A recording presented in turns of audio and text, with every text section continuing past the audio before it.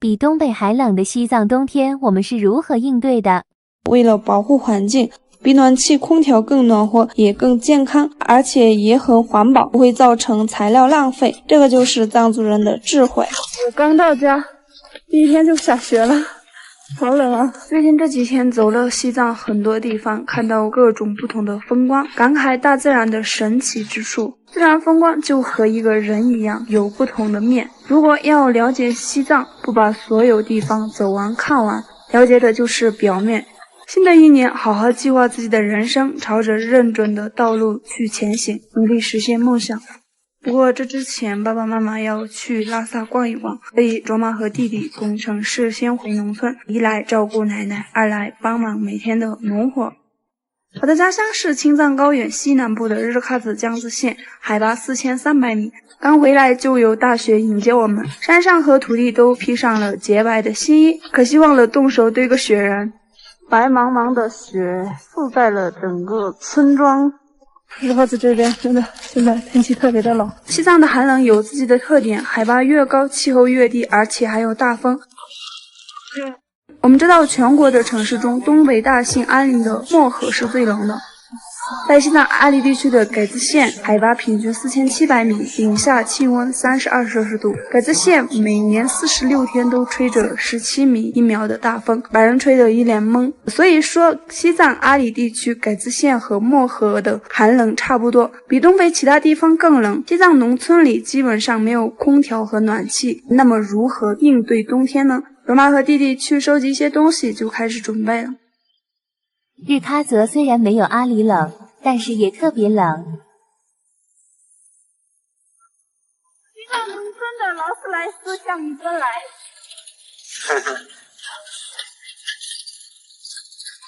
妈妈在准备喂牛，弟弟在熟练的停车。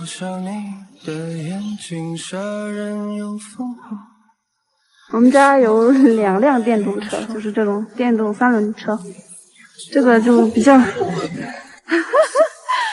是交通工具，你坐下哦。就是以前的话都是马车嘛，现在就都是用这种，就比较方便啊，搬东西呀，还有什么各种。我好爱车。我之前在视频里面一直提到的，看这个是什么？牛粪，这墙全都是牛粪，你们看，我们都是冬天过冬准备的，全都是。现在我和弟弟把牛粪收集起来，做成新鲜的牛粪饼，然后贴在墙上。西藏以西北的农牧区，比如拉萨、日喀则、阿里纳区，都会把牛粪收集起来烧火。因为这些地区的海拔比东南更高，所以山上的树木很少，并不是不种树，而是海拔和山上的土质原因，树木无法存活。为了保护环境，就把牛粪做成饼晒干，用房间的炉子烧完，整个房间就暖和起来了，比暖气空调更暖和，也更健康，而且也很环保，不会造成材料浪费。这个就是藏族人的智慧。看我弟弟多勤奋，加油！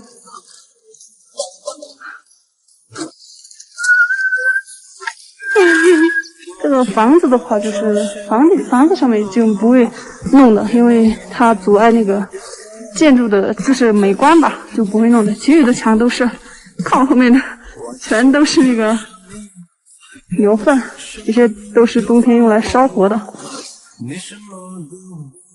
西藏第2大城市，通过机场带你看日喀则有多强。Hello， 链接公司中美他家人朋友，大家好，我是你们的好朋友藏族姑娘卓玛。这边呢是我的朋友巴普，给大家介绍一下。大家好，我是巴普。我现在在日喀则市和平机场，也就是我家乡的机场。我们还是第一次来日喀则和平机场，这里距离市区有42公里。如果你不赶时间，可以乘坐8路公交车到民航基地，乘坐班车到达机场。每天只有2班车，分别是早上7点40以及9点半。星期四和星期天多一班中午12点的车，只需要30块钱，经济又实惠。日喀则和平机场并不大，即便是2011年通航，但是看起来也非常低调，因为西藏所有的机场都是军民合用机场。按照时间来说，日喀则和平机场是西藏最年轻的民航机场。麻雀虽小，五脏俱全。日喀则和平机场设施和全国机场一样，只要是在北京机场能享受到的便利，日喀则机场同样都有。一进机场大厅就是负责人的医护人员和警察，为您的健康保驾护航。室内都有供氧系统，让高原反应不适应的人感到舒服。然后就是换登机牌、办理托运、到候机厅待起飞。目前日喀则机场的航线有6条，可以直接到达成都、西安、重庆、上海、济南。航空公司有西部航空、藏航、东方航空、川航。川航没有，就3个航空公司，现在只开通了3个航空公司。我们的家乡日喀则呢，是西藏第5个开通民航的城市。按照时间来说，日喀则和平机场是西藏最年轻的机场。候机厅里人满满的，今天人还是特别的多。随后我们到了外面，体验地勤人员的工作，近距离的感受改变生活的飞机。看着眼前的起落的飞机，西藏的人走了出去，外地的朋友走进来。西藏的朋友到经济发达的地方学习、旅行，增长见识，外地的朋友也同样如此到西藏。我们在几个小时的时间内就能实现见面。西藏依然是我国西南部美丽的藏地，却不再遥远。现在每个藏族人都能坐到飞机。前面降落的是西部航空，我还第一次见过这个西部航空。现在降落的是西藏航空。西藏航空的我之前就坐过。航空发展让西藏不落后，让日喀则发展成大城市。这一切都要感谢祖国基建。全世界只有中国会不计成本投入西部，我们都感到幸福。更厉害的是，日喀则的第2个机场已经在修建中，地址位于定日县。我们知道，全国一共有7座城市拥有2个国际机场。日喀则虽然不是国际机场，但是却成为了全国少有2个机场的城市，也是西藏唯一一个有2个机场的城市。所以日喀则作为西藏的第2大城市，卓玛姑娘内心非常的自豪。相信我的家乡日喀则会越来越强大。通过我的视频，也就是想告诉所有人，西藏的人过得有多好，一点也不落后。目前西藏的机场的话，没有去过阿里机场。今天的体验就到这里结束了，欢迎大家到西藏来玩，我们的酥油茶等你哟！大梅西藏欢迎您。实拍西藏第2大城市日喀则究竟好在哪里？这里是西藏第2大城市，青藏高原西南宝地日喀则。我是日喀则土生土长的藏族姑娘，欢迎大家到我的主场。日喀则一定是到了西藏必须要来的一个地方。日喀则意思是土质最好的庄园，在日喀则的土地上活着90万人，种植了全西藏最多的蔬菜和粮食。过去由于西藏的高海拔限制，除了土豆、萝卜、白菜等等，种不出来其余的蔬菜。西藏的人家户户都养了几头牛，那个时候蔬菜反而比肉更加奢侈。随着现代化征程，技术越来越好，通过大棚和日喀则的土地，全西藏的人口蔬菜就不用愁了。而来自外地的朋友，同样只有你想不到的，就没有你吃不到的。所以我的家乡还有一个响亮的别称——西藏的粮仓。说到这儿，不由自主地得意了一下。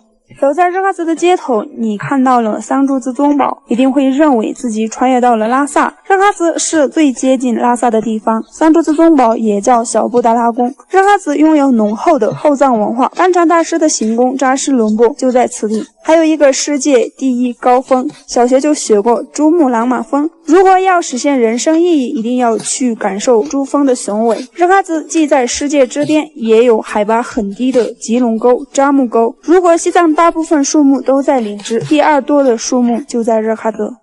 在文化传统方面，手工纺织、手工木碗、手工玉器、手工竹器都是西藏最优秀的。当然了，如果要去感受这些手工艺术的魅力，一定要办理边防证。作为西藏县城最多的城市，很多都和外国接壤，比如印度和不丹。所以日喀则一定是到了西藏必须要来看看的地方。如果你现在没有时间也没有关系，关注我的视频来给大家慢慢的介绍家乡。今天我要去的地方就是日喀则的和平机场，看看有哪些高科技。让我们出发。在西藏，我们因为什么而幸福？一首歌的时间，或许你想的和我一样。拉萨和日喀则无论在西藏的哪儿，每个人都在通过劳动追求更好的生活。养牛羊种地不容易，工作做生意不容易，考上清华北大不容易，但是我们都在努力进步，这就是我们的幸福。看，今天天气还是挺好的，就是大太阳。然后我们现在准备去洗羊毛，就是到河边，那边有一个很大的河流，到那儿去洗。卓玛家里养了几十头牛羊，一年四季到头都有吃不完的肉以及用不完的羊毛。前几天处理了几只羊，储备了很多羊肉，剪下来的天然羊毛呢要洗干净，然后做成衣服或者毯子。看我们家那些牛都晒太阳晒得很舒服。日喀则的纺织技术在西藏都是数一数二的，妈妈也得到了老一辈的真传，是一个很厉害的手艺人。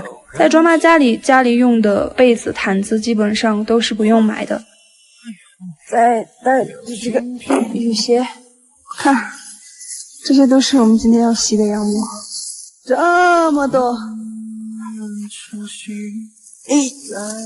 卓玛先把三轮车倒出来。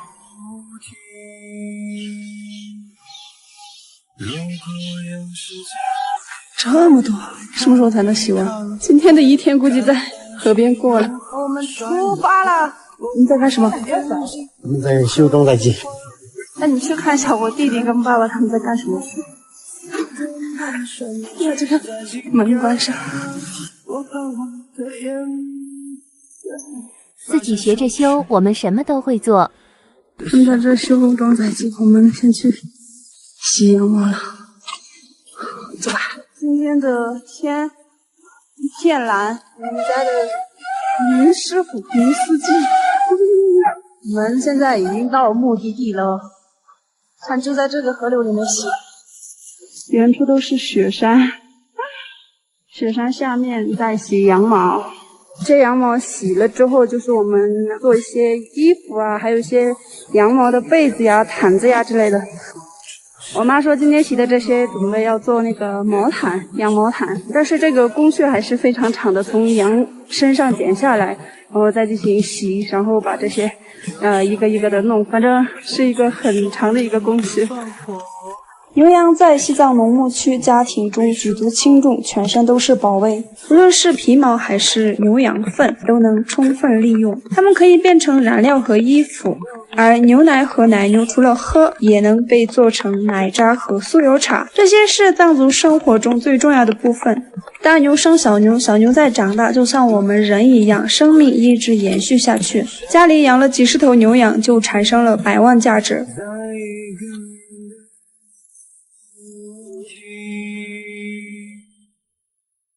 有人可能会觉得我们啥都不做，因为懒惰而穷得揭不开锅。拉萨和日喀则无论在西藏的哪儿，每个人都在通过劳动追求更好的生活。藏族人热情好客，藏族人勤劳踏实。因为生活在西藏，一切充满希望，所以我们心里都很富裕，这就是我们的幸福。我后面的这个屋就是我们磨糌粑的一个地方，就村里做糌粑都是来这里。它是用水力，然后把那个石头转动的一种模式。也给你们看一下我们的水磨糌粑，也就是我们西藏的糌粑是怎么样做出来的。我们这样做出来更好吃。这个就是我们传统的水磨糌粑，就我们村一直保留着这种传统的做糌粑的那个模式。各位朋友，磨豆腐也是这样的吧？不过我们不是用手推，我们的糌粑是这样做出来的。我们差不多花了3个多小时，终于洗完了。现在得去把这些晒干了。这些都是我们晒干的羊毛，现在估计全部都干了，准备收走了。雪域高原上的纯羊毛。西藏没有高楼，建筑高度为什么不能超过布达拉宫？我们都知道拉萨的标志性建筑物是布达拉宫。之前呢，有人说过西藏的建筑高度都不能超过布达拉宫，究竟有没有这种说法呢？那么西藏为啥很少有高楼？今天的视频呢，给大家讲讲其中的秘密。布达拉宫在吐蕃时期唐朝文成公主进藏就有了。作为我国50元纸币背后的图案，重要性不言而喻。布达拉宫是西藏璀璨的瑰宝。为了突出布达拉宫的庄严，西藏的建筑都不能超过布达拉宫吗？其实并没有这样的规定。而大家到了西藏，看到很少有高楼大厦，背后的原因其实是这样的。拉萨日喀则现在的城区大部分建筑具有一定的历史意义，为了保护文物，所以把这些建筑留下来，只做外墙和维护，并不会拆掉重修。而这些建筑大部分都是2层到5层的小栋楼。拉萨城关区基本没有高楼，以布达拉宫为中心，向外的八角街、小昭寺等都是拉萨的文化符号。为了让拉萨的建筑看起来更加协调，所以都在向中心看齐，要和八姑街的看起来一样高，或者就高1层到2层。所以拉萨越往外走，建筑就越高。整个西藏都是这样的，保护好老城区，修好新城区。即便是新城区，目前修建的房子也不会比布达拉宫更高，因为布达拉宫本来就是在红山上，建筑高度超过100米，相当于几十层楼那么高。西藏地广人稀，每座城市都比欧洲一些国家还大，但是只有300多万人。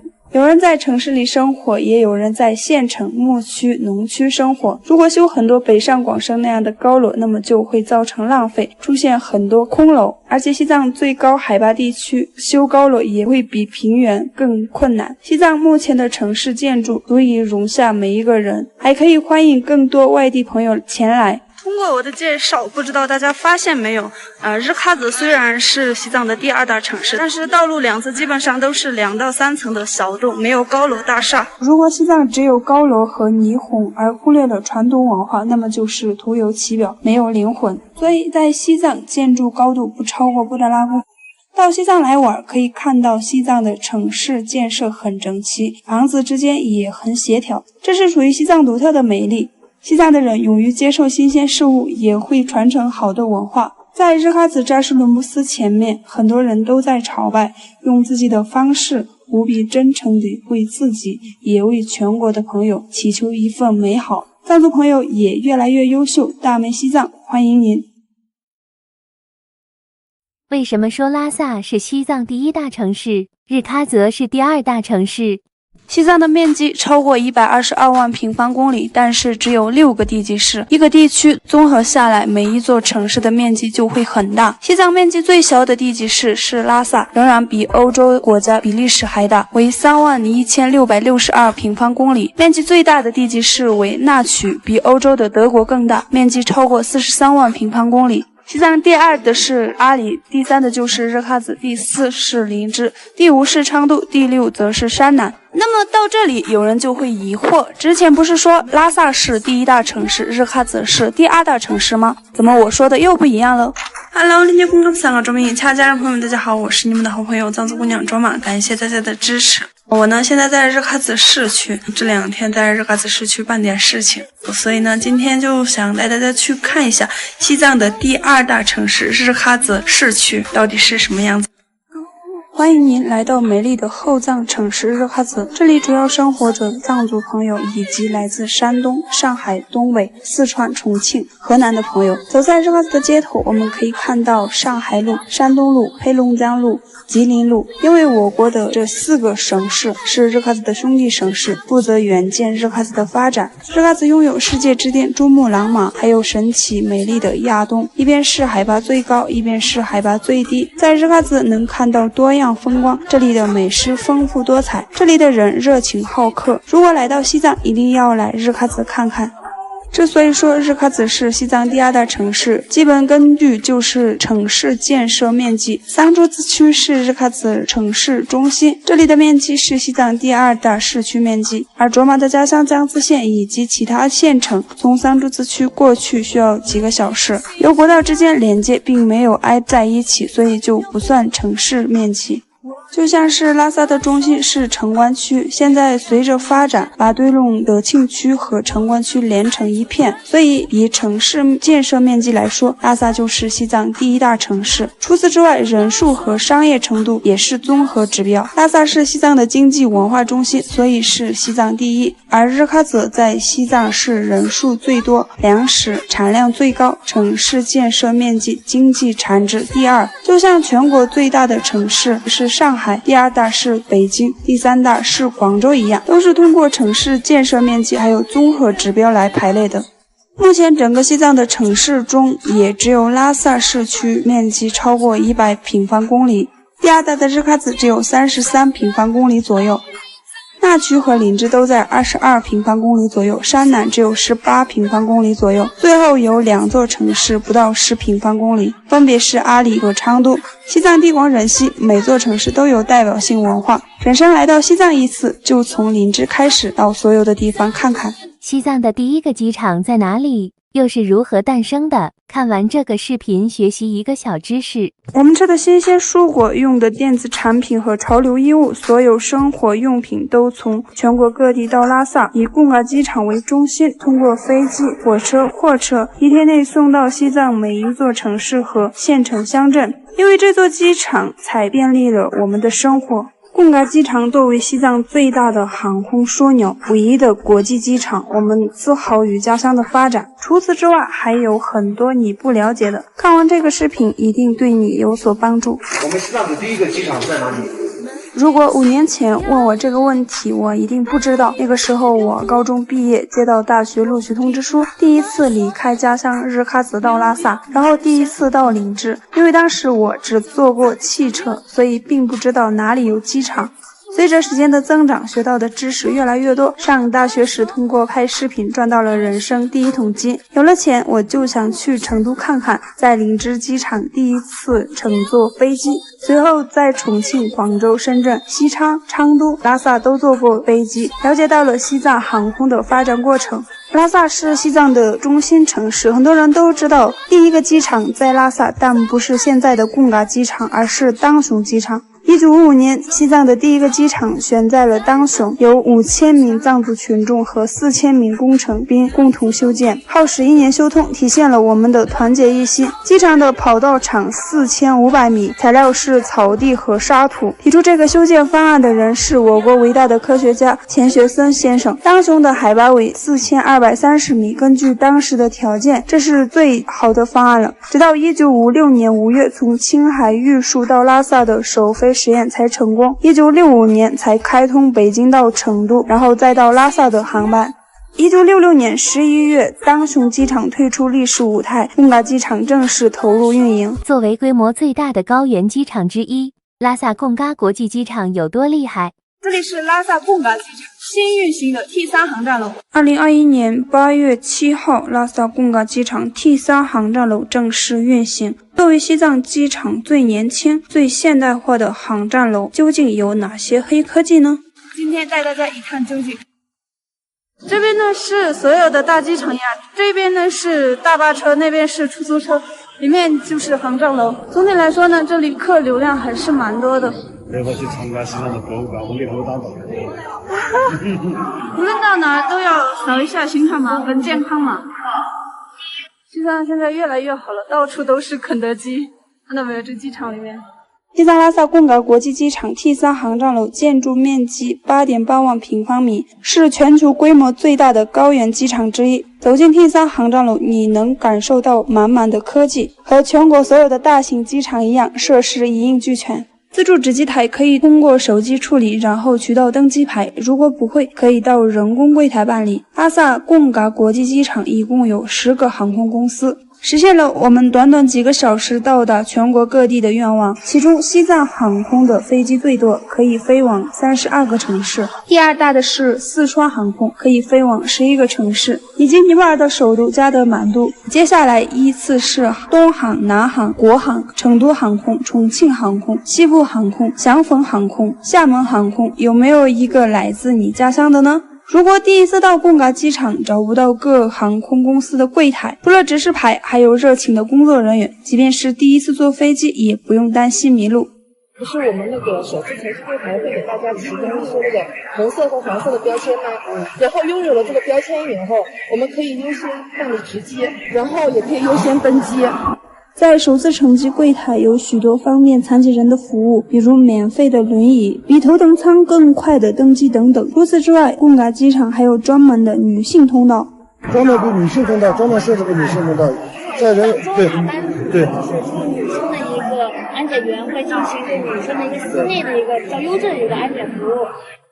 我们在那个最边边那个通道设了2个智能化通道，一个通道投资了1000多万，也就是专门引进了国外的那个设备。现在我们引进了一种甲级设备，你只要扫描就知道了，不用去拆信、假资啊那些，就是更方便了。我们都知道，机场安检要脱外套、鞋子、检测金属物等等。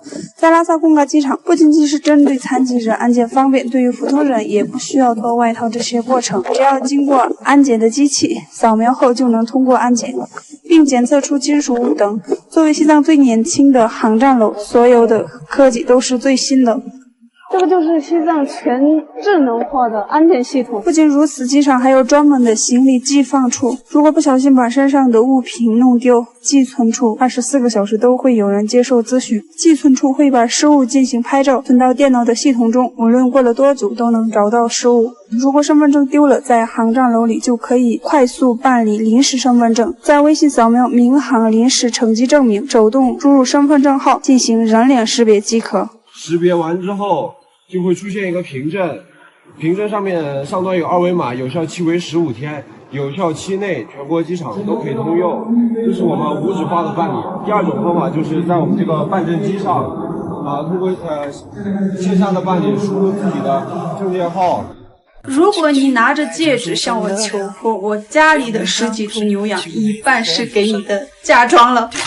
Hello， 你们上中印家人朋友们，大家好，我是你们的好朋友藏族姑娘周妈，感谢大家的支持。一出门好大的风啊！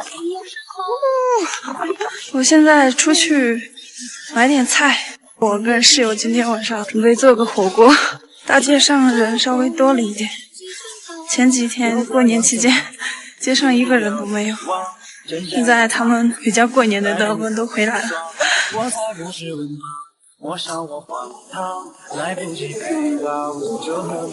这来个，买几个土豆。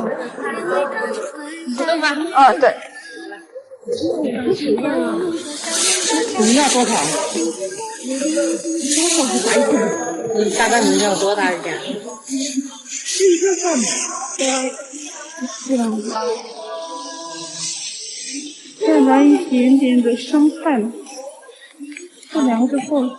你要烧吗？对，不烧，那你选一个我给你烧嘛。就小一点的，就4个就可以了。这个。我再拿点那个金针菇。金针菇在中间，你看这有没有啊？那个袋子里面吗？我自己拿吗？还是自己拿嘛？有袋子啊，我自己拿的那个桶的。那边吗？这个大。这个5块钱，这个6，那个金针菇加青葱6，哎呀，5加多少？3吗？我这里面有2个菜。这个7块，这2个用1个价吧，7块钱吗？一个菜花了30多块钱，大家觉得西藏消费高吗？就是沙糖鱼，砂糖鱼是我的最爱。最后再买点肉类，大家吃火锅最爱什么菜呢？西藏的特点就是风很大。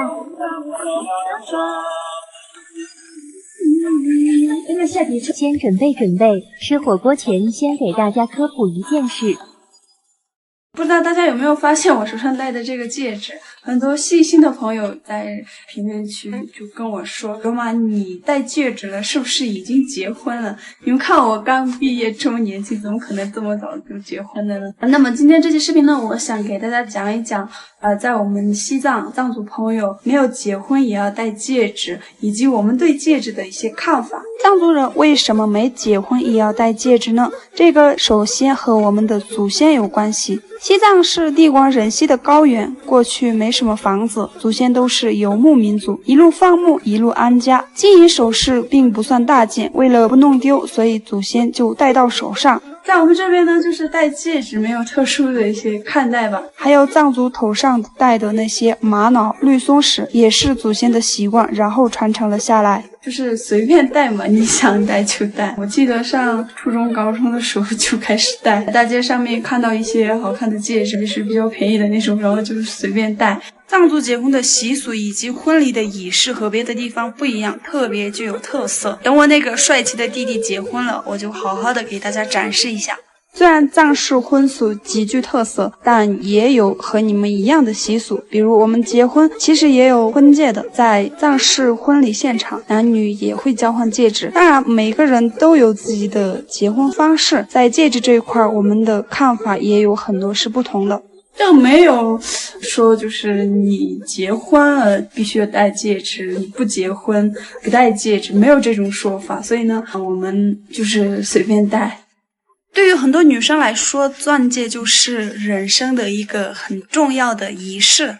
在我们西藏还有大部分藏区对于钻戒其实并不热衷，我们更喜欢金银戒指和首饰。走在西藏的街头，很多金店里都能够看到很多藏族在选购。不过随着时代的发展，藏族年轻人结婚也会用钻戒了。还有一个叫迪亚的钻戒，一生只能定制一枚，是我们藏族女生最喜欢的，因为这个代表长长久久。无论用钻戒还是金戒指结婚，只要两个人能够幸福是最好的。祝天下有情人终成眷属，白头偕老。好了，那现在我跟室友去吃火锅了。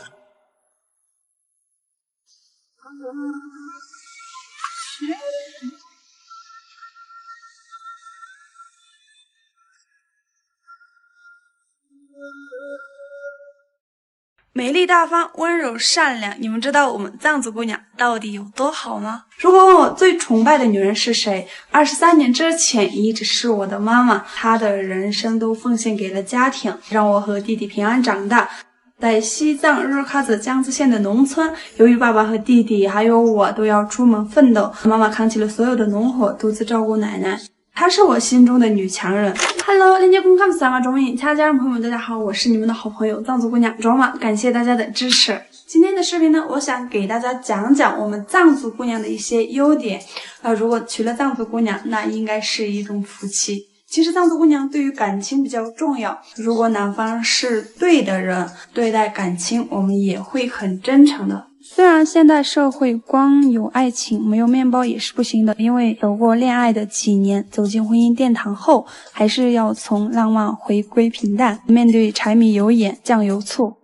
但是藏族姑娘在恋爱之初并不会太看重金钱，而对方的这个人，面包可以一起获得，但是真心对你好的人遇到就要好好珍惜了。西藏的姑娘并非不想要高质量的生活，而是不想要不劳而获的高质量生活。说的通俗一点，就是藏族姑娘首先是不拜金的。那么如何获得高质量的幸福生活呢？就要说到藏族姑娘的第二个优点了，那就是勤劳又吃苦。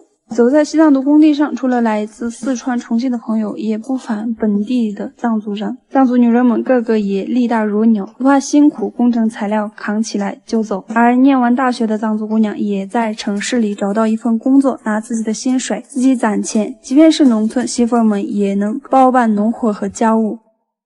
在西藏呢，看到的都是勤奋努力，很少有懒惰的姑娘，而我的妈妈就是我亲眼所见的例子。